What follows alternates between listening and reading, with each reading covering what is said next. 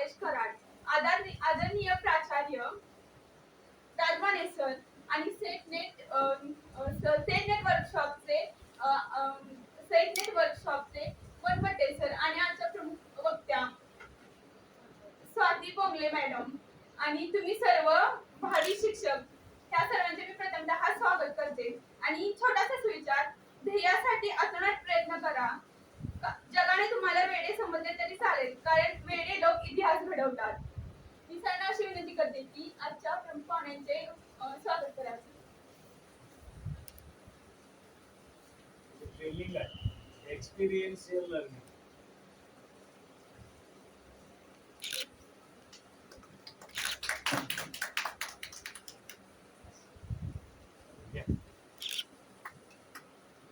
आजच्या वर्कशॉपचा subject people development and environment, लोक विकास आणि पर्यावरण. थँक्यू.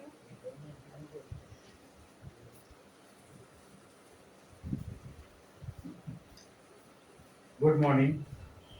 आजचा आपला हा जवळपास 9वा दिवस आहे आणि प्रतिसाद खूप छान आहे.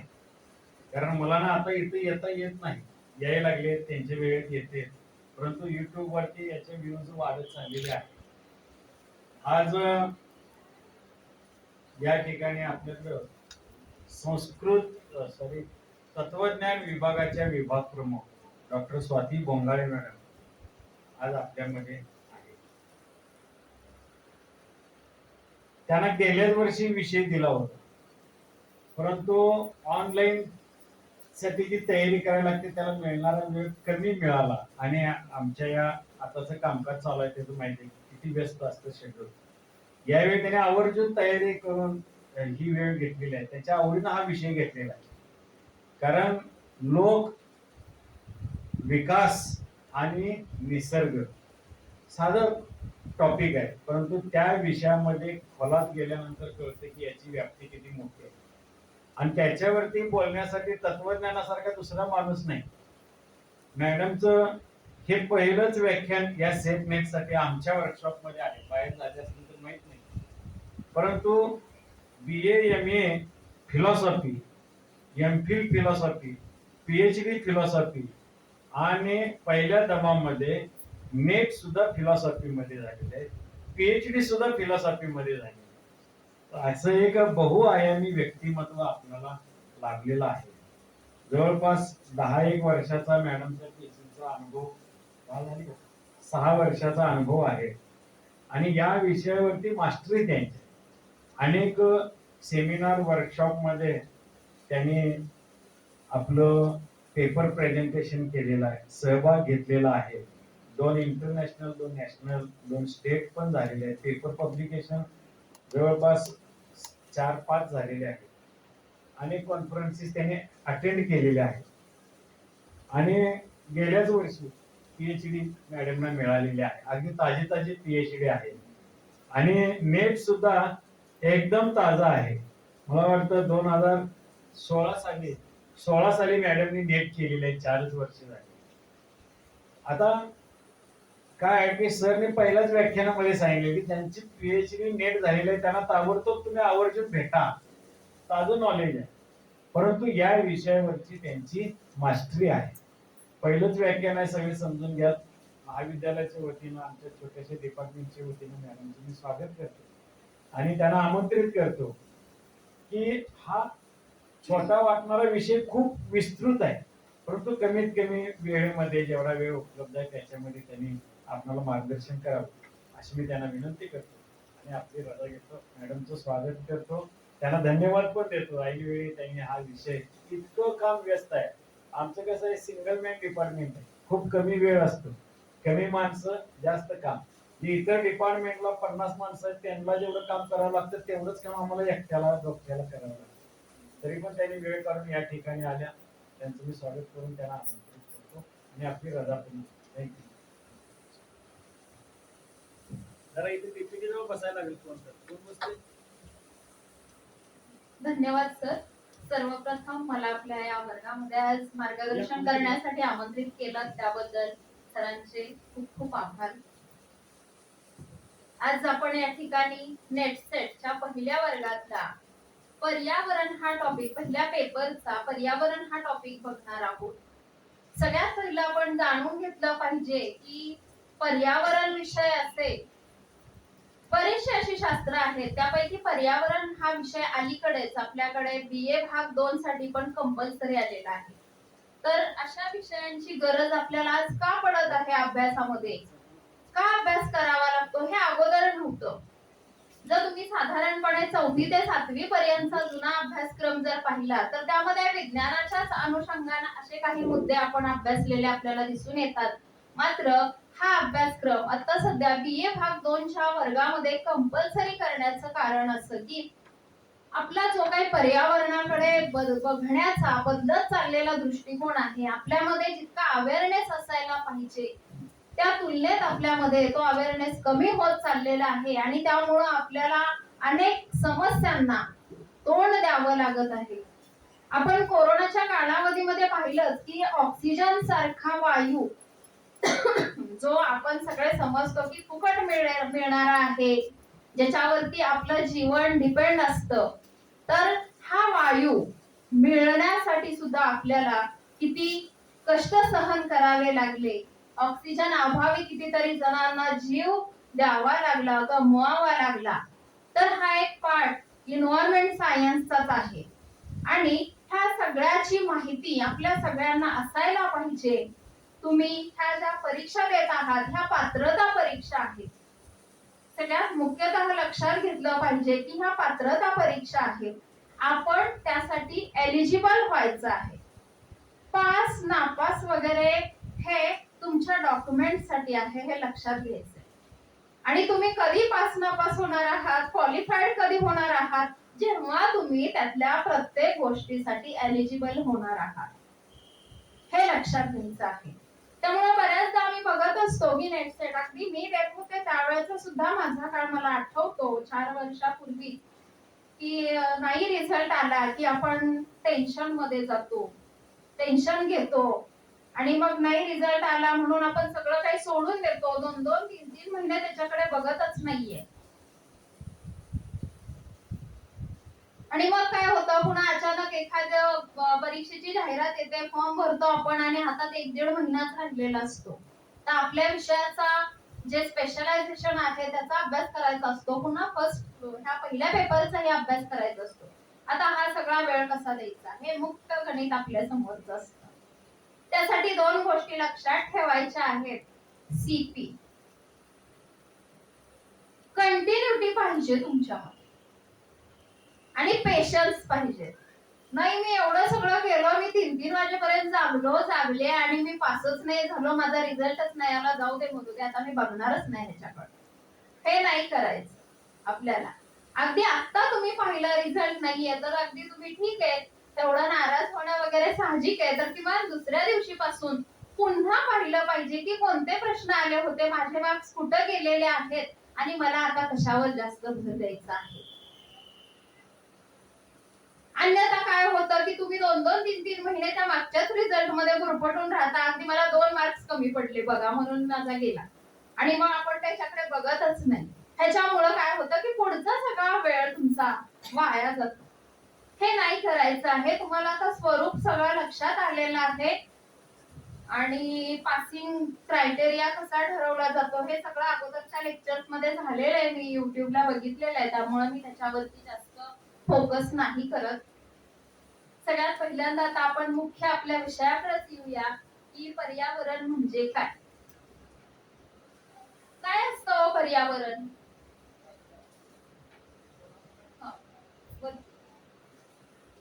काय असतं पर्यावरण म्हणजे काय?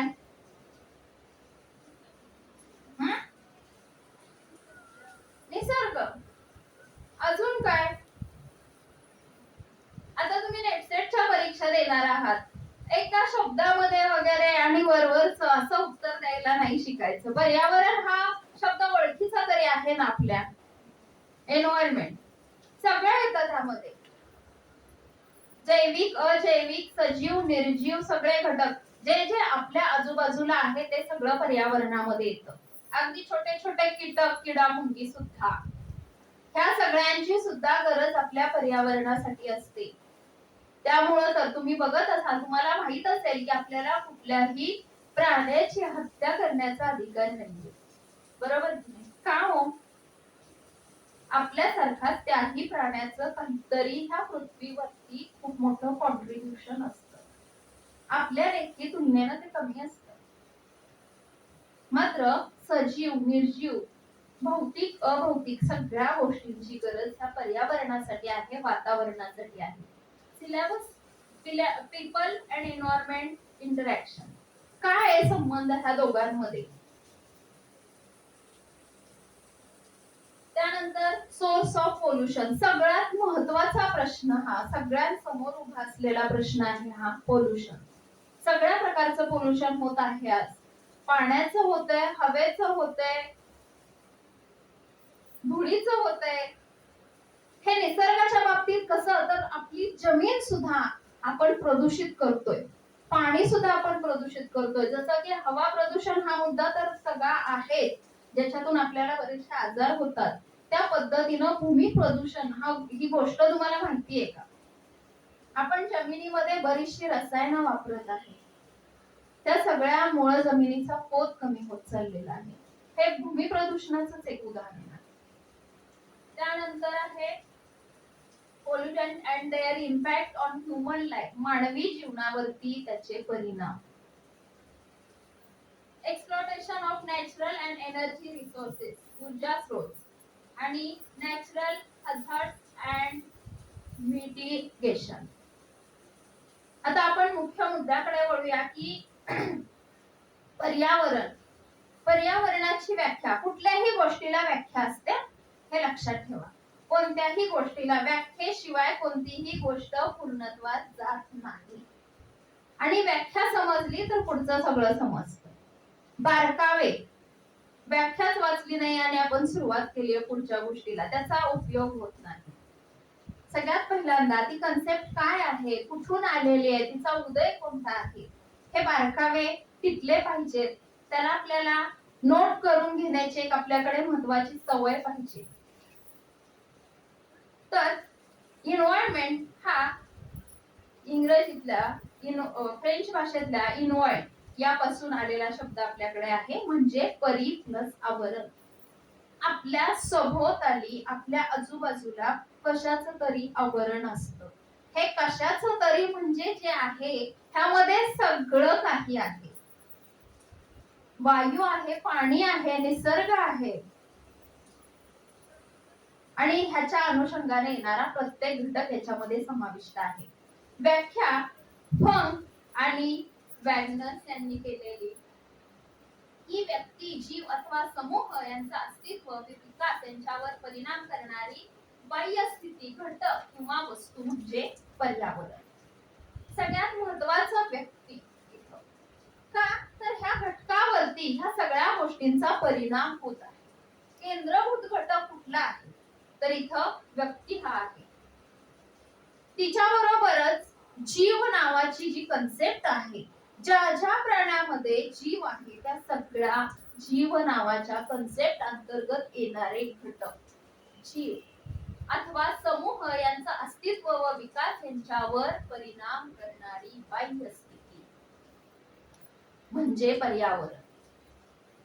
दुसरी, आणि हा एन्व्हायरमेंट प्रोटेक्शनचा कायदा 1986 चा आहे. एन्व्हायरमेंट प्रोटेक्शन ऍक्ट, वायूचं आकारमानानुसार प्रमाण. आता सगळ्यात महत्वाची गोष्ट की आपल्याला वायू गरजेचा असतो. पर्यावरण म्हणजे काय?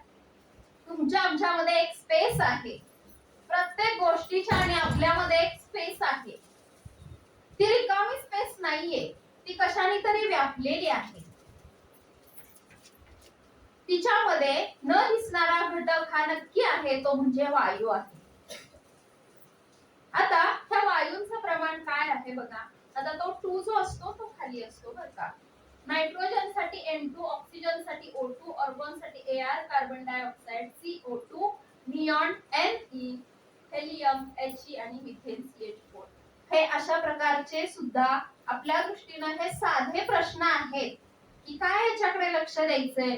पण जनरली जर आपण आर्ट्सचा विचार केला, आर्ट साइडच्या मुलांचा, तर हे सगळं विज्ञानामध्ये कधीतरी 12वी पर्यंत अभ्यासलेलं असतं.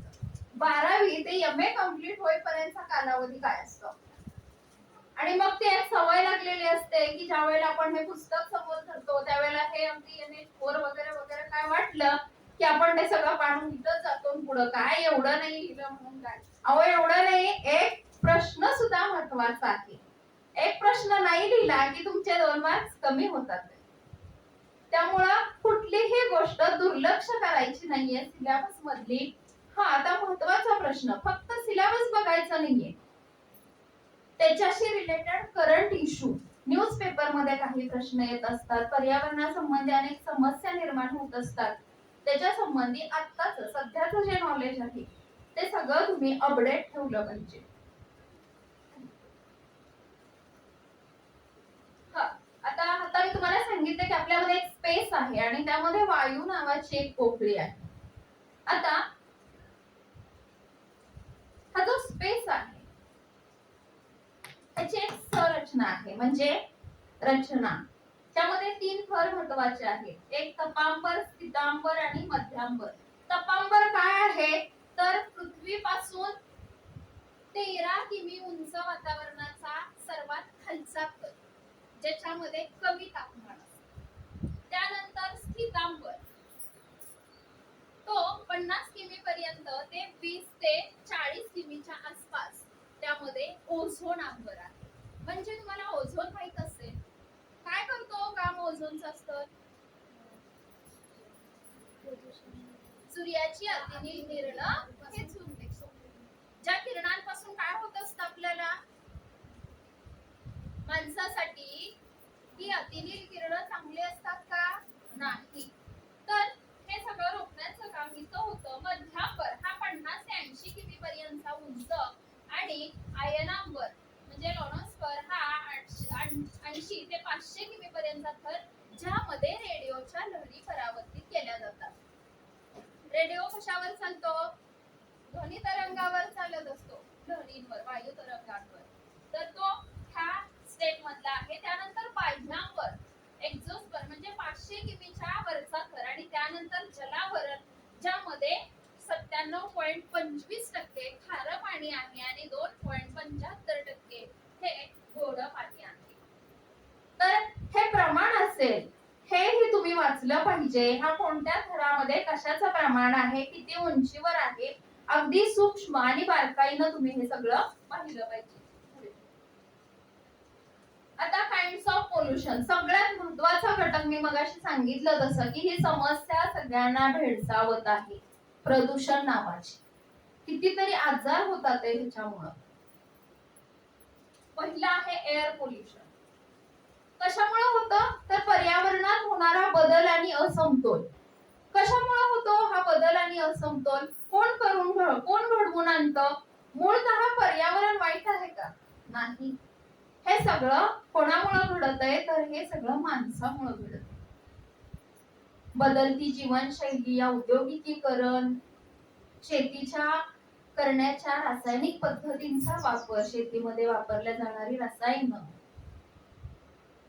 आपण वेगवेगळ्या गाड्या वापरतो वेगवेगळी इंधनं आहेत आणि ह्या सगळ्याचा गैरवापर ज्या वेळेला होतो गैरवापर यासाठी की कोणत्याही गोष्टीला बघा एखादा आपली गाडी किंवा गाडीचं इंजिन बिघडलं तर ती गाडी जास्त प्रमाणामध्ये धूर टाकत असते हे माहितीये तुम्हाला सगळ्यांना गाडी चालवणाऱ्यांना माहित असेल आता हे सगळं आपण जर त्या गाडीला अपडेट नाही ठेवलं तर ते होणारच आहे एकतर इंधन जास्त प्रमाणात जळणार हा एक आपला नुकसान आहे आणि दुसरं म्हणजे त्याच्या साह्यानं आपण पर्यावरण बिघडवतोय हा दुसरा तोटा आहे त्यामुळे अपडेट आपल्याला ज्यावेळी तुम्हाला हे सगळे सिरीज ऐकत असताना तुम्हाला लक्षात आलं असेल की सगळेजण अपडेट राहा सांगत असतील बरोबर आहे अभ्यास अपडेट असला पाहिजे आपण जसं अपडेट राहिलं तसं पाहिजे तसा सिलेबस अभ्यास हे अपडेट राहिलं पाहिजे मग आपण जे वापरतो ती वाहनं पण आपण अपडेट ठेवली पाहिजे अन्यथा हे सगळं होतं आणि ते आपल्याकडे नाही म्हणून आज ह्या समस्या निर्माण झालेल्या आहेत जे मी तुम्हाला सगळ्यात पहिला प्रश्न विचारला होता की पर्यावरणाचा आज आपल्याला अभ्यास का करावा लागतोय तुम्हीच बिघडवलेला आहे तुम्ही म्हणजे मी पण आहे त्यामध्ये मानव नावाची कॅटेगरी संपूर्ण त्यामध्ये आहे आपणच बिघडवलेला आहे आपणच हे सगळं विष तयार केलेलं आहे, पुन्हा ते आपल्यावरच बुमरँग होऊन आलेलं आहे आणि पुन्हा ते आपणच निस्तारत आहोत. हे सगळं एकंदरीत चक्र आहे. आणि पर्यावरण काय करत आहे? एक प्रकारची साखळी आहे. तुम्ही अन्न साखळीचं उदाहरण पाहिलंय का? काय हो अन्न साखळी म्हणजे? कोणती अन्न साखळी तुम्ही पाहिली? अगदी अगदी. अजून हे सगळे एका पृथ्वीच्या गोलामध्ये आहे, बरोबर आहे? आणि काय होत असतं? एकाला दुसरा खात असतो, दुसऱ्याला तिसरा, तिसऱ्याला चौथा, म्हणजे सगळे एकमेकांवरती डिपेंड आहे, बरोबर आहे का? आणि हे सगळे कुठले? तो एकाच पृथ्वीवरचे. म्हणजे प्रत्येकाचा जी काही कृती आहे, जे काही करतंय त्याचा हस्तक्षेप हा ह्या पृथ्वीला सहन करावा लागत आहे. आणि मग ते किती दिवस सहन करणार? ते सगळे एक दिवस आपल्याकडे येणार आहे. परत आपल्याला त्याच्यावरती पर्याय काढावे लागणार आहे. त्या पद्धतीनं हे पर्यावरण नावाचं जे चक्र आहे, याच्यामध्ये जी साखळी आहे ती आपल्याला इथं त्या टॉपिक मध्ये दिसते. आता प्रदूषक, पोल्युशन आहे, पण हे निर्माण करणारा कोण आहे? प्रदूषक आहे. त्यामध्ये काय का ज्याच्या अस्तित्वाला पर्यावरणास बाधा होती, जे मी आता मुद्दे सांगितले की तुम्ही वायू खराब करत आहोत, आपण पाणी खराब करत आहे, की आपण अनावश्यक अशा गोष्टी पाण्यात फेकतो ज्याचं विघटन होत नाही, पाणी दूषित होत आहे, वायू दूषित होत आहे, भूमी दूषित होत आहे, आणि जेणेकरून मग की त्यानुसार माणसाला वेगवेगळ्या आजारपण हे लागत आहे. पुढे ह्या प्रदूषकांचे प्रकार बघा. पहिला विघटनशील प्रदूषक आहे. कशाचं विघटन होतं? तर आपला जे घरगुती वापरातला कचरा असतो, म्हणजे घरगुती वापर केल्यानंतर जे काही उरतं तो कचरा, ज्याचं विघटन शक्य असतं, ह्यानंही प्रदूषण वाढतं. दुसरा अविघटनशील. काय आहे अविघटनशील? प्लास्टिक वरती आपल्याकडे बंदी आली, बरोबर आहे, पण आपण ती बंदी पाळतो का? नाही. का बरं? अजून त्याचा त्रास माझ्यापर्यंत झाला पाहिजे, त्यानंतर ना मी ते सगळं करणार, तोपर्यंत मी ते वापरणार, असा आपल्या सगळ्यांचा दृष्टिकोन आहे. शॉर्टकट असतो, मिळतंय ते घ्या, आणि मग त्या पद्धतीनं ते अविघटनशील प्रकारामधलं आहे, तरीही त्यामध्ये वाढ होत जाते आणि ते पुन्हा कचरा करण्याचं काम करते. त्यानंतर प्राथमिक CO2, SO2 आणि दुय्यम खाली. अशा पद्धतीने हे विघटन आणि अविघटन. विघटन झालं पाहिजे तर त्या गोष्टी अस्तित्वात राहत नाहीत आणि त्याचा आपल्याला जास्त त्रास होत नाही. ज्या अविघटनशील आहेत ह्या दिवसेंदिवस तशाच पडून राहतात वस्तू, त्यानंतर त्याचा काहीतरी विपरीत परिणाम होत असतो, तो माणसावरती किंवा संपूर्ण सजीव सृष्टीवरती. बघा पाण्यामध्ये अगदी मासे आपण म्हणतो, ह्या माशांचं सुद्धा आजकाल प्रमाण कमी होत चाललेलं आहे. का? तर आपण पाणी दूषित करतोय माणसामुळे. कारखान्याचं वगैरे आपण बघितलं तर पाण्याचा स्रोत हा जवळपासच्या पाण्यामध्ये सोडला जातो, मग ते प्राणी जनावर हे ते पाणी पितात आणि त्यांना वेगवेगळे आजार होत असताना आपल्याला दिसून येतात. त्यानंतरचं आहे हवा प्रदूषण. हवेमधलं प्रदूषण. काय काय आहे हवेमधलं प्रदूषण? तर कार्बन डायऑक्साईडचं वाढतं प्रमाण. आपल्याला काय हवंय जास्त? ऑक्सिजन हवाय. आपण कोरोनाच्या काळामध्ये पाहिलं, आपल्याला ऑक्सिजन पुरेसा होता का? नाही. तर कार्बन डायऑक्साईडचं प्रमाण वाढत आहे. हे कसं कमी करावं लागेल? परीक्षेला विचारताना प्रश्न ते कसा विचारणार आहेत? कशाची गरज आहे तुम्हाला? ऑक्सिजनची. ते कुठून मिळणार आहे तुम्हाला? झाडापासून. मग झाडं कमी झालेत म्हणून कार्बन डायऑक्साईड वाढलंय ना. आपण हे सगळं डोक्यात घेतच नाही. एकच पुस्तकात लिहिलंय ना कार्बन डायऑक्साईडचं वाढतं प्रमाण, मग त्याच्या मागे काय असेल ना ते आलं नाही अहो परीक्षेला.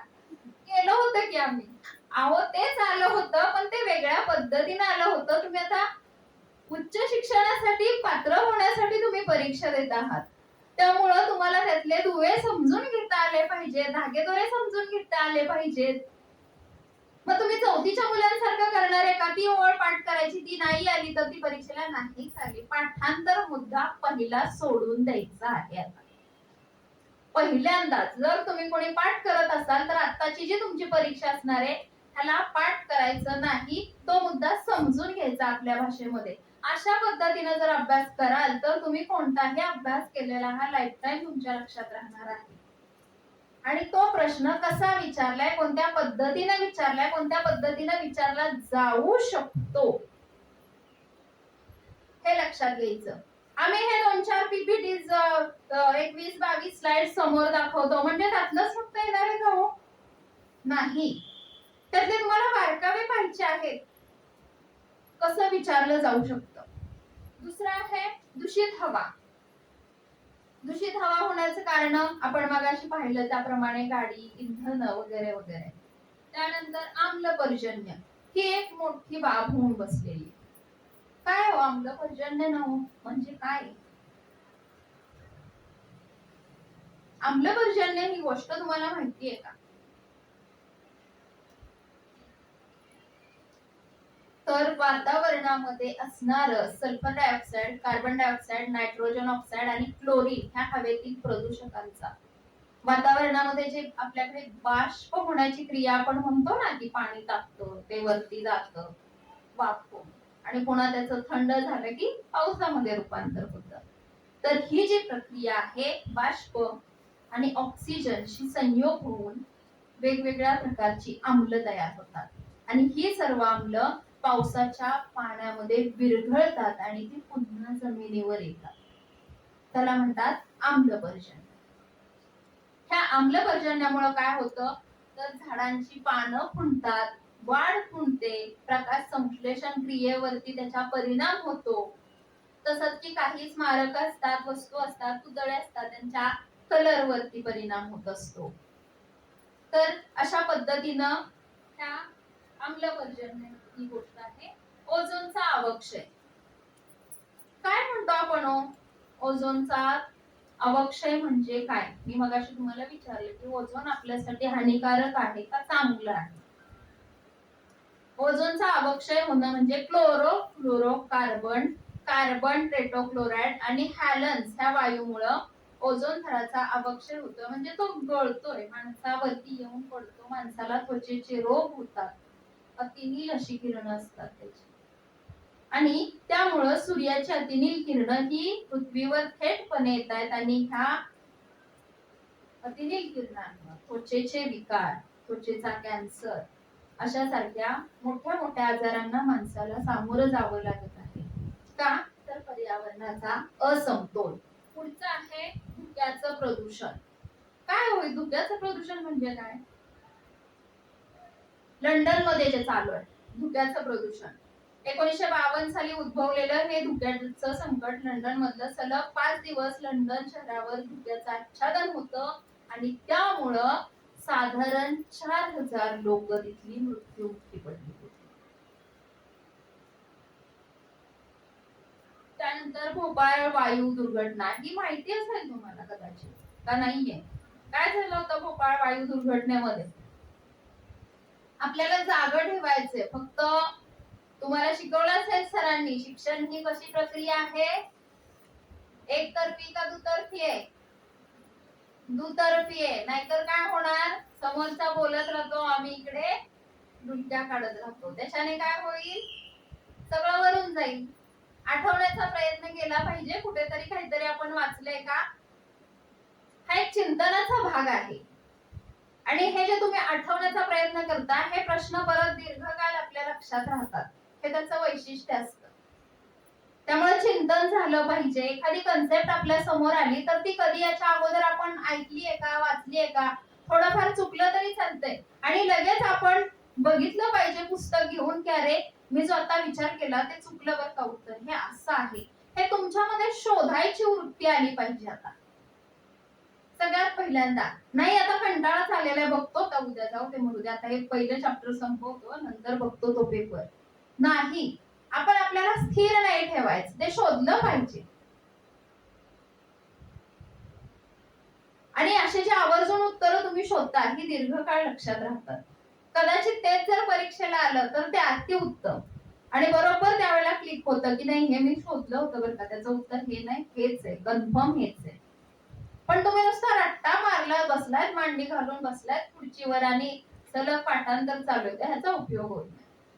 पुढे भोपाळ वायू दुर्घटना. हा आपण इथं आलो होतो. तर युनियन कार्बाइड्स पेस्टिसाइड फॅक्टरी मधून 40 टन मिथाइल आयसोसायनेट MIC ह्या विषारी वायूची 3 डिसेंबर 1984 ला जी गळती झाली होती त्यामध्ये 3,500 मृत्युमुखी तर 40,000 जण जखमी झाले होते. ह्या वायूमुळे लोकांचे डोळे, फुफ्फुस, चेतासंस्था, मूत्रपिंड, चयापचय संस्था, गर्भावर परिणाम ह्यासारखे दुष्परिणाम तिथल्या लोकांवरती झाले होते. चर्नोबल अपघात. आता हे काय तर किरणोत्सर्गामुळे निर्माण झालेली ही पण एक घटना आहे. साधारणपणे 1986 सालीचा हा चर्नोबल अपघात म्हणून ओळखला जातो, जो चर्नोबल आणि युक्रेन ह्या ठिकाणी झाला होता. आता हे आपण सगळे पाहिले ते हवेची प्रदूषण. ह्याच्यावरती उपाय काय आहेत का असतात. प्रत्येक गोष्ट आपण निर्माण केलेली आहे म्हणजे आपण त्याला सोल्युशन देऊ शकतो असं असतं बरं का. तर आम्ही जनरली ऐकतो की नाही मॅडम हे आमच्याकडून नाहीच होणार, कसं करायचं काय. चूक तुम्हीच केलेली असते, पण आता हे मी कधी करू, कधी सुधारू. तर हे उपाय असतात का तर असतात. साधारणपणे आपण पहिला जो मुद्दा पाहिला होता की कार्बन डायऑक्साईडचं वाढतं प्रमाण. मग काय करावं लागेल ते आपल्याला नष्ट करण्यासाठी झाडं लावायला लागतील. साधं सोपं आहे ना.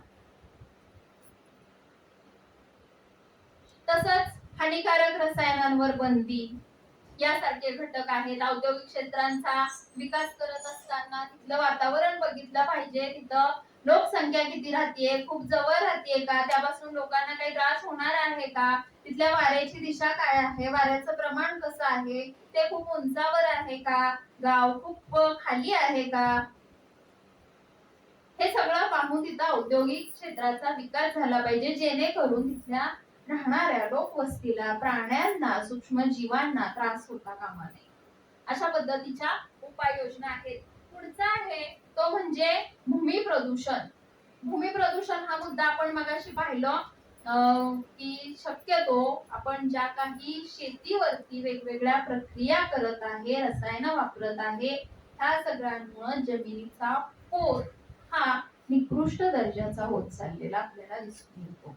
आणि ह्या सगळ्या पदार्थांच्या वेगवेगळी कारकं जी वापरली जातात त्यांच्या वाढत्या प्रमाणामुळं किंवा याच्या अतिरिक्त प्रमाणामुळं काय झालेलं आहे तर उत्पादनाची क्षमता, भूजलाचा दर्जा, भूमीचा दर्जा हा सगळा कमी होत चाललेला आहे. त्याला मृदा प्रदूषण असंही म्हटलेलं आहे. आता त्याची कारण काय तर वृक्षतोड झाली म्हणून जमिनीची धूप कमी झाली. काही ठिकाणी की आहे पाणी म्हणून अतिरिक्त जलसिंचन करणं किंवा काही खूप पाणथळ ठिकाणं आहेत तर त्याही जमिनीचा पोत कमी होत असतो. मानवी वस्त्यांमधील सांडपाणी हे जमिनीवरती सोडल्यामुळं ज्या गोष्टी आपल्याला अपायकारक आहेत त्या गोष्टी काही प्रमाणात का होईना जमिनीला सुद्धा, हवेला सुद्धा, पाण्याला सुद्धा अपायकारक आहेत. कारण हे सगळ्या गोष्टी फिरून आपल्याकडे येत आहेत. त्यामुळे जो कुठला घटक प्रदूषणाच्या दृष्टीने आपल्याला दिसतोय आणि तो आपण बाहेर टाकतो, तो पुन्हा बाहेर टाकून आपल्याला खराब करण्याचं काम करत असतो. ही एक साखळी आहे. भूमी प्रदूषणाचे परिणाम. त्या जमिनीमध्ये तुम्ही जी पिकं घेतात त्या पिकांचाही दर्जा खालावत जात आहे. अगदी आपण आजकाल तर बघतो की वेगवेगळ्या मातीच्या प्रकाराचे इन्फेक्शन्स होत आहेत लोकांना, की जी खूप काळापासून लोक जमिनीमध्ये काम करतायत, शेतकरी आहेत, त्यांना सुद्धा त्या मातीचे इन्फेक्शन्स, जखमा होणं अशा प्रकारच्या गोष्टी आपल्याला दिसतात. का तर त्या सगळ्यांमध्ये रसायनांचा वापर खूप प्रमाणात वाढलेला दिसून आपल्याला येतो. पुढचा आहे पूरस्थिती. पूरस्थितीमुळे सुद्धा काय होतं, जो काही जमिनीचा अगोदरचा पोत आहे, दर्जा आहे, तो अतिरिक्त पावसामुळे पाण्यामुळे वाहून जातो. आणि तसंच दवाखान्यातील अविघटनशील कचरा, प्लास्टिक जास्तीत जास्त बघा, सलाईनच्या बाटल्या आपण बघतो, सिरिंज बघतो, ह्या सगळ्या गोष्टी आहेत ह्या पूर्णतः टाकाऊ आहेत. त्या सगळ्याचं विघटन होत नाहीये, त्या तशा दीर्घकाळापर्यंत राहतात आणि याचा अर्थ त्या त्या तशा राहून राहून त्याचा कालांतरानं काहीतरी विपरीत परिणाम हा निसर्गावरती होत असतो. पुढचं आहे नॉइज पोल्युशन. काय आहे हे नॉइज पोल्युशन? आपल्याकडे स्वातंत्र्य नावाची एक गोष्ट असते. आम्हाला स्वातंत्र्य आहे, आम्ही काही बोलू शकतो, कसं बोलू शकतो, किती मोठ्याने बोलू शकतो, आम्ही आमच्या घरात डीजे लावूया, तुला काय करायचं? ह्या सगळ्यांमागे सायन्स तर आहेच, ह्याचा आपण विचार केला पाहिजे. आणि आपल्याला रूल्स सहजासहजी कळत नाही. जेव्हा त्याला एखादं कोणीतरी कलम सांगतं की तू असं वागतोय ना, ह्या कलमात हे, तेव्हा आपल्याला रूल्सची जाणीव होते. तर हे सगळं करण्याऐवजी आपण थोडीशी नैतिकता पाळली तरी हे सगळं आपल्याकडून नाही होणार. नैतिकता पाळली पाहिजे. आपण जे करतो, आपण जे काही वागतोय, याचा आपल्यामुळे इतरांना त्रास होता कामा नये. आता या ध्वनी प्रदूषणाचं कुठं कुठं निर्मिती होतीये तर कारखाने, विमानं, फटाके, वाहने, रेल्वे हे प्रमुख दिलेले आहेत. त्याच्या व्यतिरिक्त सुद्धा काही घटक आहेत. अगदी आपण जनरली बोलत असताना सुद्धा आपला आवाज काय असावा, कशामध्ये मोजलं जातं हे बघा. भूकंप मोजण्याचं परिमाण किंवा ध्वनीचं मोजण्याचं एकक काय आहे ही सुद्धा नावं येतात. काय ध्वनीचं काय आहे? ध्वनी मोजण्याचे एकक काय? डेसिबल. भूकंपाचं रिश्टर, रिश्टर स्केल, ज्याच्यामध्ये 0 ते 9 पर्यंतचे आकडे असतात, बरोबर आहे. तर त्या पद्धतीने इथं ध्वनी मापन, तर एक क्रायटेरिया आहे कोणत्या पद्धतीने किती प्रमाणामध्ये कोणत्या ध्वनीचा आवाज असावा. तो ही डे साठी वेगळा आणि नाईट साठी वेगळा आहे. इथं इंडस्ट्रियल साठी दिवसाचा 75 आहे आणि रात्रीचा 70 आहे. कमर्शियल साठी 65 आहे आणि रात्रीचा 55 आहे. रेसिडेन्शियल साठी दिवसा 55 आहे आणि रात्री 45 आहे. आणि सायलेन्स झोन जो असतो तो 50 आणि 40 असं प्रमाण आहे. हे सगळे रूल्स आणि रेग्युलेशन्स कधीचे आहेत? 2010 सालचे. हे आपल्याला माहित नसतं. दिवसा किती आवाज असावा, रात्री किती असावा, कुठल्या क्षेत्रासाठी.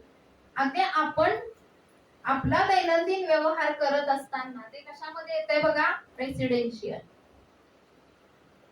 म्हणून मी आता म्हटलं की जे आपण म्हणत असतो ना, माझं घर आहे, माझं स्वातंत्र्य, मी कसं केलं पाहिजे, तर हे सगळं करत असताना प्रत्येक गोष्टीला नियम आहेत, रूल्स आहेत, रेग्युलेशन्स आहेत. आणि हे सगळं आपल्याला नसेल करायचं तर आपल्यामध्ये एक एथिक्स नावाची गोष्ट असते. पण आपण जे नाही आपण त्याचं पालन करत, म्हणून आपल्याकडे अशा पद्धतीनं विषयांचा समावेश होत असताना दिसून येतोय की हे तुम्ही केलंच पाहिजे, याचं तुम्हाला बंधन आहे. का? तर आपण आपल्यावरच्या मर्यादांचं उल्लंघन केलेलं आहे. त्या उल्लंघनाचाच एक उदय म्हणून आपल्याकडे आजकाल आपल्याला पर्यावरणासारख्या गोष्टीचा अभ्यास करावा लागतोय आणि जी खूप मोठी कळीची बाब होऊन बसलेली आहे. आपल्याला जगायचं आहे तर आपलं जगणं हे सुव्यवस्थित झालं पाहिजे. आणि सुव्यवस्थित जगण्यासाठी आपण ज्याच्या जीवावर जगतोय, ज्या एन्व्हायरमेंटच्या जीवावरती जगत आहे, ते आपण व्यवस्थित ठेवलं पाहिजे. त्यातलं प्रदूषण आपण नष्ट केलं पाहिजे. त्यातला हस्तक्षेप, मानवाच्या अतिरिक्त हस्तक्षेपामुळे अशा वेगवेगळ्या समस्या निर्माण झालेल्या आपल्याला दिसून येत आहेत. तर हा हस्तक्षेप आपण कमी केला पाहिजे. अशा पद्धतीने हे ध्वनी मापन हा मुद्दा आहे. त्यानंतर ग्लोबल वॉर्मिंग ही गोष्ट बऱ्याचदा आपण ऐकली, बरोबर आहे, किंवा ऐकतो.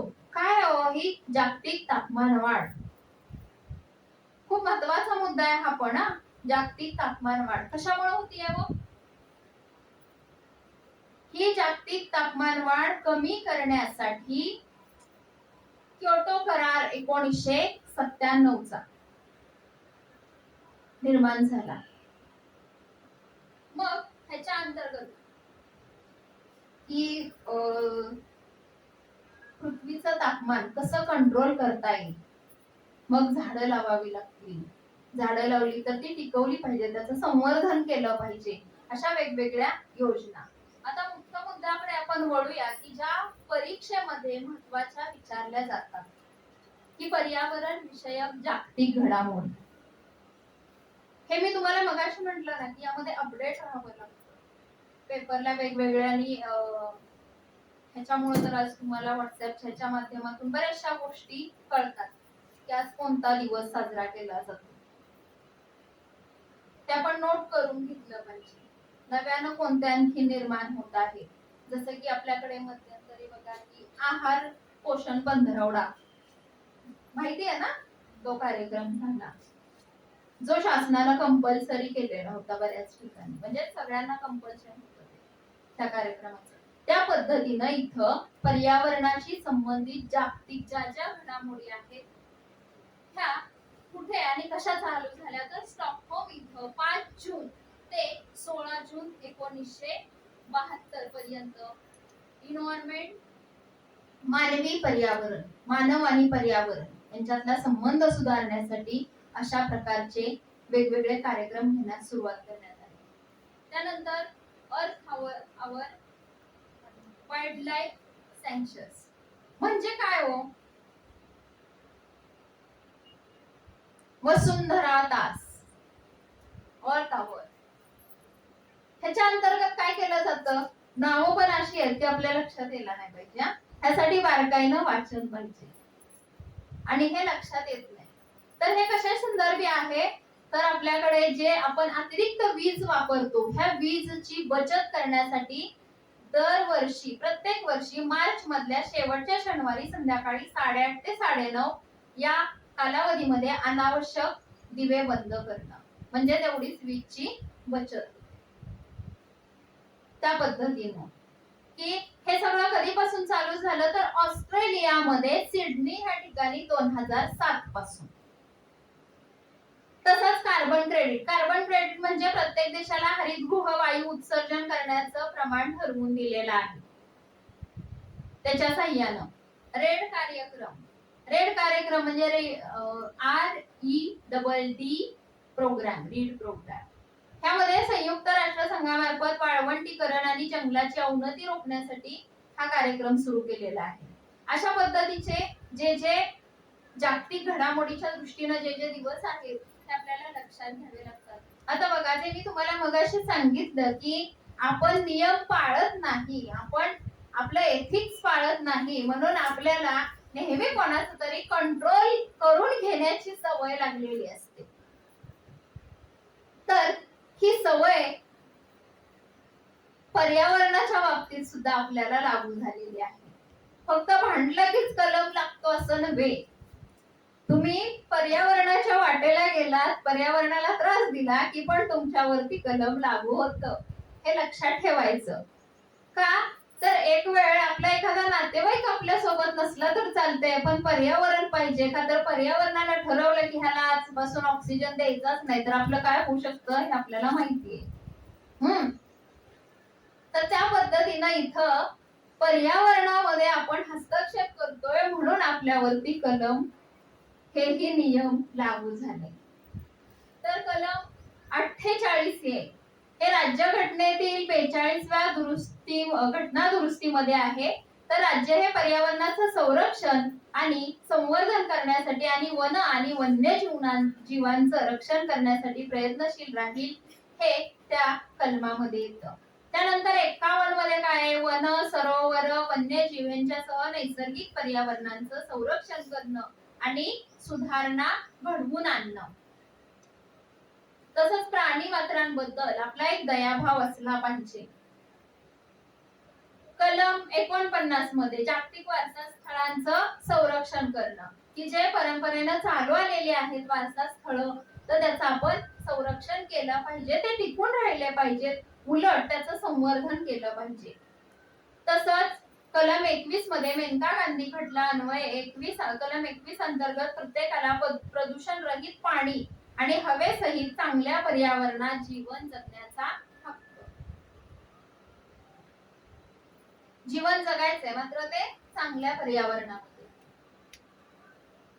आता हे दिनविशेष आहेत जे मी मगाशी सांगितलं त्या पद्धतीनं की वेगवेगळ्या प्रकारचे आपल्याकडे आजकाल दिनविशेष आहेत. आज कोणता दिन साजरा करायचा, उद्या कोणता, आपला जसा ट्रेडिशनल वगैरे आपण कॉलेज लाईफ मध्ये करत असतो त्या पद्धतीनं ह्यांचं सुद्धा आपल्याला केलं पाहिजे ना साजरं, तरच आपण नीट राहणार आहे, तरच आपल्याला त्या गोष्टीबद्दलचा अवेअरनेस राहणार आहे, बरोबर की नाही. तर त्यासाठी हे सगळे दिवस महत्वाचे आहेत.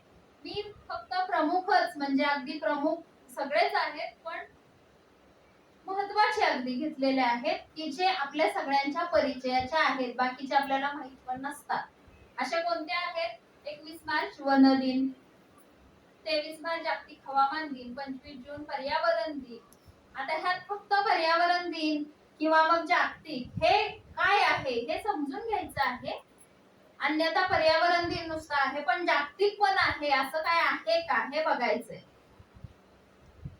मानसिक आरोग्य दिन असतो तसा तो जागतिक मानसिक आरोग्य दिन सुद्धा असतो. त्या पद्धतीने हे समजून घ्यायचं. नाहीतर अहो मी लिहिलं होतं की पण ते जागतिक होतं ते माहितीच नसतं.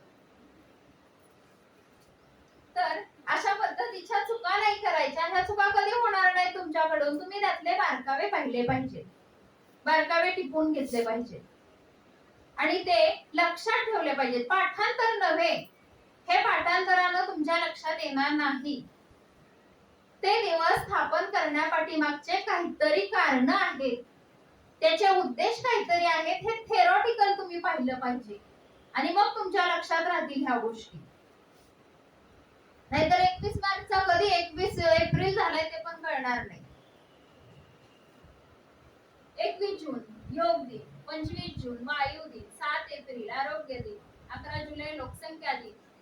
अशा पद्धतीने जे प्रामुख्याने आता त्या करंटचे इश्यू ज्या काळामध्ये तुमची परीक्षा आहे त्याच्या साधारणपणे 2-3 महिन्यातली 5-6 महिन्यातली अशी कोणती कन्सेप्ट आहे का, अशी जी कुठली मोठी गोष्ट आहे का की जिच्या संदर्भात प्रश्न निर्माण झालेले आहेत, जी म्हणजे समाजासाठी जगासाठी एक प्रकारचं संकट झालेली आहे किंवा एखादी गोष्ट आपल्या समाजासाठी मानवी जीवनासाठी काहीतरी चांगलं देऊन गेलेली आहे. अशा पद्धतीच्या ज्या काही गोष्टी असतात ह्याच्यावरती पण आपण लक्ष केंद्रित केलं पाहिजे की जेणेकरून करंट इश्यूला अनुसरून ते जर प्रश्न परीक्षेत आले तर तुमचे मार्क्स वाया जाणार नाहीत, हे लक्षात ठेवलं पाहिजे.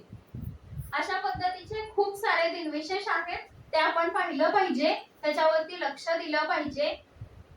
पुढे पर्यावरण बचाव आंदोलन, ही वेगवेगळे आंदोलन झालेली आहेत. बघा, आम्हाला फक्त आरक्षण पाहिजे म्हणून आपण आंदोलन करतोय म्हणजे आपण शहाणे असं नव्हे, आहे म्हणूनच आपण आंदोलन करून काहीतरी मागतो, बरोबर की नाही.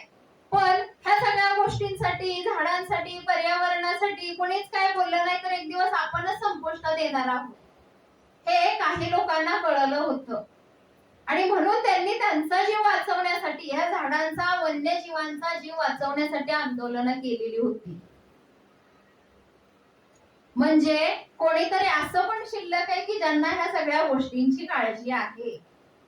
जसं आपल्याला आपली काळजी असते, मला हे पाहिजे म्हणून आपण उठतो, आंदोलन करतो, त्या पद्धतीनं असेही काही लोक होऊन गेलेले आहेत की ज्यांना निसर्गाबद्दल, पर्यावरणाबद्दल काहीतरी कळकळ वाटत. त्यापैकी ही काही आंदोलन आहेत. एक बिश्नोई आंदोलन, हे 1700चं आहे. खेजराली मारवा रिजन मधली राजस्थान स्टेटचं आहे हे. त्या ठिकाणी हे आंदोलन सगळ्यात प्रथम झालं. त्या आंदोलनाच्या आंदोलनकर्त्या होत्या अमृता देवी बिश्नोई, त्यामुळे त्या आंदोलनाला नाव बिश्नोई पडले. तर हे असलं लक्षात ठेवायला सोपं असतं काय. मग कदाचित परीक्षेमध्ये ते अमृता देवीच्या ऐवजी दुसराही शब्द काहीतरी येईल, अ वरूनच येईल आणि मग आपलं असं होतं की अ वरूनच सुद्धा पण काहीतरी होतं, लक्षात आलं. तर त्यासाठी लक्ष घालून साधारणपणे कालावधी काय होता आणि ते करण्यापाठीमागचा हेतू काय होता, हे सगळ्या गोष्टी लक्षात घेतल्या की बरोबर ते आंदोलन कधीच आहे, कुणाच आहे, कुणी ते केलं होतं, त्याचं नेतृत्व कुणी केलं होतं, हे सगळं आपल्या लक्षात येतं आणि कशासाठी केलं होतं. आता हे जे होतं ते प्रामुख्यानं तत्कालीन जो राजा होता त्यानं तिथलं राजमहाल बांधण्यासाठी वृक्षतोड करत होता किंवा करण्याचे आदेश दिले होते त्या राजाने. तर ती वृक्षतोड थांबावी म्हणून हे अमृतादेवी बिश्नोई यांनी ते आंदोलन केलं होतं. आता ह्या संदर्भातला अमृतादेवी बिश्नोई नावाचा एक पुरस्कार सुद्धा आहे, वन्यजीव पुरस्कार. दुसरा आहे ते चिपको आंदोलन. आता हे कधीच आहे, 1973 आहे साधारणपणे. चामोली जिल्हा तेहरी गरवाल उत्तराखंडकडचं आहे. हे सुंदरलाल बहुगुणा यांनी त्याचं नेतृत्व केलं होतं. त्यामध्ये आणखी गौरादेवी, बचनी देवी, चंडीप्रसाद भट या सगळ्यांचा समावेश होता. तिसरं येतं ते शांती घाटी आंदोलन. हे कुणाचं होतं? हे सुगंध कुमारी नेतृत्वाखाली झालेलं आहे आणि 1978 च शांती घाटी इथलं हे झालेलं आहे. पालक्कड केरळचं आहे. ह्या कशामुळं केलं गेलं किंवा काय कारण होतं हे करण्याचं, तर जलविद्युत केंद्र तिथं स्थापन करायचं होतं आणि त्यामुळं तिथली वृक्षतोड होणार होती, तिथल्या पर्यावरणाला धोका निर्माण होणार होता, त्यामुळे हे आंदोलन केलं गेलं होतं. तसंच आपिको हे कन्नडचं आहे 1983 च. बघा हे सगळे अलीकडचे आहेत आत्ताचे. 83 हे शिमोगाचं आहे कर्नाटक. ह्याचं नेतृत्व पांडुरंग हेगडे यांनी केलं. तसंच पुढचं नर्मदा बचाव आंदोलन हे तर खूप अलीकडचं आहे. हे कोणाचं आहे? मेधा पटकर आणि बाबा आमटे. ह्याचा कालावधी 1985 सन. तर ही अशी आंदोलन आणि ह्याचे नेतृत्व करणारे हे किती साली झालं आणि कशासाठी हे आंदोलन केलं गेलं, ह्यामध्ये करंटचे काही मुद्दे असतील तर तेही आपण पाहिलं पाहिजे. ह्यासाठी न्यूजपेपर वाचले पाहिजेत. ह्यासाठी आपण जे काही अपडेट असतात इंटरनेट वरती तेही आपण पाहिले पाहिजेत. त्या दृष्टीनं जे काही आपल्याला वेगळं दिसतंय, जे काही नवीन दिसतंय, हे आपल्या डायरीमध्ये नोट करण्याची सवय पाहिजे, जेणेकरून आपण परीक्षेच्या कालावधीमध्ये ही छोटीशी डायरी पाहिली की आपल्या लक्षात येतं की काय आहे याच्यामध्ये, आणि एक थोडक्यामध्ये पण एक दृष्टिक्षेप टाकला तरी जरी ते परीक्षेत आलं तरी तिचा आपला तो फायदा होऊ शकतो. आता भूकंप आणि भूकंपाचे प्रकार हे आपल्याला जनरली माहित असतं, कारण ह्या वरचेवर घडणाऱ्या गोष्टी आहेत ह्या पेपरला वगैरे येत असतात. त्यामधला पहिला आहे की पृथ्वीच्या अंतरंगामध्ये 300 ते 700 किमी मध्ये डीप फोकस, त्यानंतर 60 ते 300 किमी वर जो होतो तो मीडियम आणि 60 वाला होतो तो शालो. अशा पद्धतीनं हे भूकंपाचे प्रकार आहेत. त्यानंतर त्याचबरोबर ह्या सगळ्या गोष्टी आपण पाहिल्या पर्यावरणातल्या, तशाच ह्या ज्वालामुखी, सुनामी आणि भूस्खलन. ज्वालामुखी ही गोष्ट आपल्याला सगळ्यांना माहित आहे. काय आहे? पृथ्वीच्या अंतर्भागातून अतिशय तप्त वायू, पाणी आणि द्रव जे बाहेर पडतं, जे नैसर्गिक दृष्ट्या बाहेर पडतं बरं का, नैसर्गिक दृष्ट्या, त्याला आपण ज्वालामुखी म्हणतो. काय पडतं ज्वालामुखी मधून बाहेर? कोणते असतात हे घटक? तर बाष्प हे 60 पेक्षा जास्त प्रमाण असतं, त्यामुळे ज्वालामुखीच्या ठिकाणी भरपूर पाऊस पडतो, तिथं बाष्पाचं प्रमाण जास्त असतं. वायू कुठले असतात? CO2, SO2, H2S, HCl हे सगळे वायू असतात. त्यानंतर बेसिक लाव्हा म्हणजे लाव्हारस जे आपण म्हणत असतो, ह्या बेसिक लाव्हामध्ये काय येतं तर सिलिकाचं प्रमाण याच्यामध्ये 40% असतं, त्यामुळे हे होतं. तसंच ऍसिड लाव्हा असतं ते 70%. तसंच त्याचबरोबर आणखी काय असतं यामध्ये तर राख असते, खडक असतं आणि खडकांचे छोटे छोटे तुकडे असतात. त्या ज्वालामुखीचे साधारणपणे प्रकार: जागृत ज्वालामुखी म्हणजे ज्या सतत निर्माण होतात. दुसरा निद्रिस्त की सध्या उद्रेक होत नाही पण अचानक केव्हाही होऊ शकतो. आणि तिसरं मृत ज्वालामुखी, कधीतरी होऊ शकतो, अगदी कधीतरी, रेअर अशा. तसा सुनामी. सुनामी म्हणजे काय हो? आल्या होत्या, आम्हाला कळत होतं तेव्हा आल्या होत्या लाटा, त्या सुना, बरोबर ना? नाही, त्याच्या डीप मध्ये गेलं म्हणजे काय आहे हा प्रकार, त्या तेव्हा आल्या म्हणून आपल्या लक्षात येतं, पण त्या ऑलरेडी तो एक प्रकार आहे. तो प्रकार का आहे, काय येतो, ह्याचे बारकावे पाहिले पाहिजे. तर त्यामुळं ह्या अशा गोष्टी आपण दुर्लक्ष करतो, म्हणून त्या गोष्टी अभ्यासक्रमामध्ये येत असतात. सुनामी काय आहे, तर लाटा आहे, मोठमोठ्या लाटा येत असतात समुद्राच्या तळाशी, त्यावेळेला भूकंप किंवा हालचाल निर्माण होते आणि त्यामुळं वरच्या पाण्याच्या लाटांमध्ये रूपांतर होत असतं. आणि ह्या इतक्या मोठ्या प्रमाणामध्ये सुद्धा असू शकतात की शहराच्या शहर त्याच्यामध्ये उद्ध्वस्त होऊ शकतात. किनारी भागामध्ये याचा वेग 50 ते 60 किमी प्रति तास असतो, म्हणजे एवढा त्याचा वेग मोठ्या प्रमाणामध्ये असतो. 26 डिसेंबर 2004 साली हिंदी महासागरामध्ये ही आपत्ती आपल्याला दिसून आली. तिथं वित्तहानी, जीवितहानी, मनुष्यहानी, सगळ्या प्रकारची हानी तिथं झालेली आपल्याला दिसून येते. ह्या सुनामीची कारणं काय आहेत, तर सगळ्यात पहिलं जे मी सांगितलं तुम्हाला की भूकंप किंवा अंतर्गत हालचाली, ज्वालामुखीचा उद्रेक, भूस्खलन. आता ह्याच्यावरती नियंत्रण काय, तर आपल्याकडे माहिती आहे हवामान खात्याचे अंदाज, त्या अगोदर पूर्वसूचना येऊ शकते किंवा किनाऱ्यालगत खारफुटीच्या जमिनीमध्ये पाण्यामध्ये वाढणाऱ्या अशाच वृक्षांची तिथं आपण लागण केली पाहिजे की जेणेकरून ते वृक्ष टिकतील, मोठे होतील आणि किनाऱ्यालगतच्या वसाहतींचं संरक्षण करतील अशा पद्धतीनं.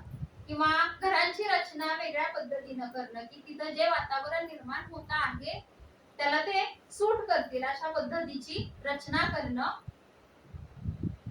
हे झालं सुनामी. भूस्खलन काय आहे, तर पर्वतीय किंवा डोंगराळ प्रदेशामध्ये खडक डबर यांचं पतन होणं म्हणजे भूस्खलन.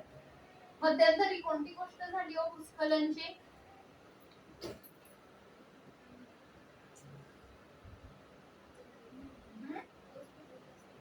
हा आठवतंय का काय? स्टेटच्या परीक्षेसाठी, स्टेट लेवलच्या परीक्षेसाठी ह्या सुद्धा गोष्टी येऊ शकतात. हा, तर त्या गोष्टी येऊ शकतात सेटसाठी. नेटच्या लेवलला कदाचित नाही, पण सेटसाठी येऊ शकतात. तो कोणत्या गोष्टीचा प्रकार होता, भूस्खलनचा होता, ज्वालामुखीचा होता की काय? तर आपल्याला भूस्खलन म्हणजेच काय कळलं नाही तर काय लिहिणार आहे, हा झालं होतं मात्र ते नक्की काय होतं हेच माहिती नाहीये, असं होता कामा नये. हा, तर ह्या गोष्टी लक्षात ठेवा. भूस्खलनाची कारण काय असू शकतात, अतिपर्जन्यवृष्टी, भूकंप, तसंच तीव्र उतार, खडकाला तडे जाणे, वृक्षतोड, वाळवंट, ह्या सगळ्या गोष्टी.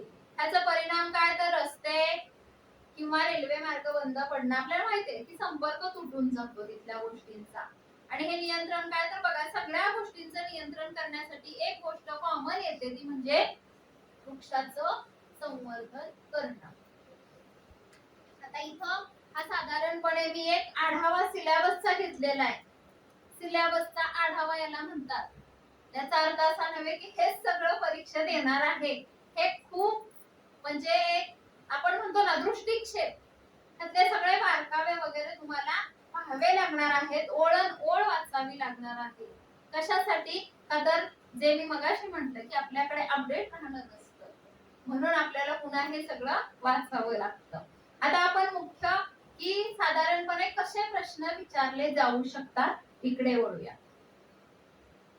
2012 चा प्रश्न हा जरा वेगळा आहे बघा, की माणसाच्या डोळ्यामध्ये सगळ्यात पहिली ओपन करून सगळ्यात की माणसाच्या डोळ्यामध्ये कशाच्या साह्याने कोणत्या वायूमुळे जळजळ होते, हा प्रश्न विचारला होता. त्याचं उत्तर आहे पॅन, PAN, पॅराक्सायकल नायट्रेट्स. आता हा वेगळा प्रश्न आहे. हे कशामध्ये येईल मग, वायू प्रदूषण मध्ये. आम्ही पाहिले वायू प्रदूषण, आता आम्ही सगळं बघितलं पण त्यामध्ये मॅडमने नाही सांगितलं. मॅडमने वायू प्रदूषणाचे टॉपिक सांगितले, घटक सांगितले, त्याच्यामुळे काय होणार आहे, काय हे प्रत्येक वायूच्या पुढे येणार आहे. त्यामुळे जे जे अपायकारक वायू आहेत त्या सगळ्यांचं तुम्ही डीप वाचन केलं पाहिजे. आता हे फक्त डोळ्यांच्या संदर्भातलं आलं. इतरही सगळ्या प्रकारचे वायू आहेत की ते आपण वाचलं पाहिजे. ते कोणते आहेत हे पाहिलं पाहिजे. खूप बघा, हे सूक्ष्म असा प्रश्न आहे. पुढचा प्रश्न, क्लोरोफ्लोरोकार्बनचा स्रोत कोणता आहे, म्हणजे कशापासून तो तयार होतो? तर त्याचं उत्तर आहे रेफ्रिजरेशन आणि एअर कंडिशनिंग. वातानुकूलन आपण म्हणतो ना, ते सगळं. त्याचबरोबर नवीकरणीय प्राकृतिक संसाधन कोणतं आहे, म्हणजे ज्यामध्ये नाविन्यानं किंवा ती गोष्ट पुन्हा पुन्हा निर्माण होऊ शकते, असं कोणतं आहे? तर इथं त्याचं उत्तर दिलेलं आहे हिंदीमध्ये लवण आणि इंग्लिश मध्ये साल्ट. अशा पद्धतीचे हे 12चे प्रश्न आहेत. त्यानंतर डिसेंबर 12चा आहे की कोणता घटक हा मिथेनचा स्रोत आहे. मिथेन काय हो? मिथेन काय? वावे, हवा आहे, काय काय? बघा, आठवा आठवा आठवा. हे बीए पर्यंत तुम्हाला माहित असायला पाहिजे. म्हणजे काय झालेलं आहे, आम्ही मराठी विषय घेऊन, आम्ही इतिहास विषय घेऊन, आम्ही काय तरी इंग्लिश वगैरे विषय घेऊन आम्ही बीए झालेलो आहे. त्यामुळे मॅडम आम्ही काय ते बघितलेलं नाहीये बरं का, म्हणजे आमचा काही संबंध नाहीये. अशा पद्धतीची उत्तरं तुम्ही नेट सेट क्वालिफाईड झाल्यानंतर एखाद्या कॉलेजवरती गेल्यानंतर अशा पद्धतीनं तुम्हाला उत्तर एखाद्या विद्यार्थ्याने विचारलं तर मग तुम्हाला ते किमान कळलं पाहिजे. म्हणून हे सगळं तुम्ही जे म्हणाल की आमचा दुसरा पेपर एवढा मोठा आहे आणि त्यामध्ये इतके मार्क आहेत आणि मग हा पहिला पेपर कशासाठी, तर हे बेसिक तुम्ही इतिहासाचे व्हा, मराठीचे व्हा, गणिताचे व्हा, फिजिक्सचे व्हा, कशाचे पण व्हा, पण तुमचा ह्या सगळ्या गोष्टींशी काहीतरी संबंध आहे, ह्यातनं तुम्ही वरती गेलेला आहात, ह्याची तुम्हाला आठवण, आणि म्हणून मग तुम्ही एलिजिबल होणार. त्यामुळे जे मी मगाशी सांगितलं की नाही की मी नापास झालो, नेट सेट नापास नाही, मी ती परीक्षा कशासाठी देतोय, त्यासाठी मी पात्र नाहीये. काय आहे लॉंग फॉर्म नेटचा आणि सेटचा? नॅशनल लेवलला तुम्ही एलिजिबल पाहिजे म्हणून ती टेस्ट आहे, आणि स्टेट लेवलला तुम्ही एलिजिबल पाहिजे म्हणून ती स्टेट आहे. त्यामुळे नापास वगैरे नाही, मी तिथं एलिजिबल होण्यासाठी मी कमी पडतोय, हे पहिलं लक्षात घ्या. मग तुमच्या लक्षात येईल की नाराज व्हायचं का आपल्यामधले आपण कमतरता शोधायची आहे. जर तुम्ही कमतरता शोधली, त्याच्यावरती उत्तरं शोधली, तरच तुम्ही पात्र होणार आहात. पुढचा घटक आहे जपानमध्ये मिनामाता आपदा कशाच्या प्रदूषणामुळे निर्माण झाली, तर याचं उत्तर आहे पारा. पारा हा काय काय पारा? बरोबर, धातू. नाहीतर सगळं काय झालेलं आहे, पण हे पाराच आम्हाला माहिती नाहीये म्हणजे काय. तर असं काही प्रकार होऊन देऊ नका. सगळ्या गोष्टींना सगळ्या अनुषंगानं वाचलं पाहिजे, अभ्यास केला पाहिजे, हे मुख्य तत्व लक्षात ठेवायचं. त्यानंतर तुम्ही नक्कीच एलिजिबल होणार आहात. सिलेबसचा कुठलाही मुद्दा, फक्त हाच मुद्दा नव्हे, अगदी तुमचं जे काही स्पेशलायझेशन आहे हिस्ट्री, मराठी, फिजिक्स, केमिस्ट्री, त्याही बाबतीत तुम्हाला अगदी 11वी पासूनचा सिलेबस बघावा लागणार आहे. आजकाल तर तुम्ही बघत असाल की जे तुमचा 11वीचा सिलेबस आहे तो सेमीच्या इंग्लिश मीडियमच्या मुलांचा 5वी 6वी पासूनचा आहे. त्यामुळे तुम्हाला आतापर्यंतच्या सिलेबस मध्ये, एमएससी पर्यंतच्या सिलेबस मध्ये तुम्हाला किती डेव्हलप झालं स्वतःला करावं लागणार आहे. पुढे जून 2013 चा नेटचा प्रश्न आहे की क्योटो प्रोटोकॉल आता आपण पाहिला होता, कशासाठी होता हो क्योटो प्रोटोकॉल? सांगा, आता सांगा कशासाठी केला होता? पीपीटी मध्ये केलाय तो.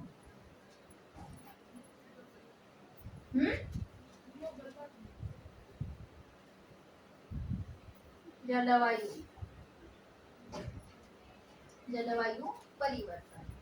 त्यानंतर एक मी ठराविक देते, तुम्हाला प्रश्नपत्रिका सर देतात, लिंक देतात, तुम्हीही नेटवरती पाहू शकता. तुम्हाला हे खूप चांगलं साधन आहे इंटरनेटचं, त्याचा तुम्ही वापर करून घेऊ शकता. युनेस्कोनं जैव मंडलीय संरक्षण क्षेत्राला कोणत्या घटकासाठी मान्यता दिली? तर ती आहे ग्रेटर निकोबार. तसंच गतिविधी दुनियावरती पाण्याच्या प्रदूषणामध्ये सगळ्यात जास्त कोणाचं योगदान आहे? त्यामध्ये अर्बनायझेशन म्हणजे शहरीकरण. पाणी खराब करतंय कोण? करतंय हो जास्त? गावाकडे जे ओढ्या नदी नाले असतात ते जास्त खराब असतात का? नाही. हे कुठून पाण्याचं दूषितीकरण जास्त प्रमाणामध्ये कुठून होत आहे? हे शहरामधून होत आहे.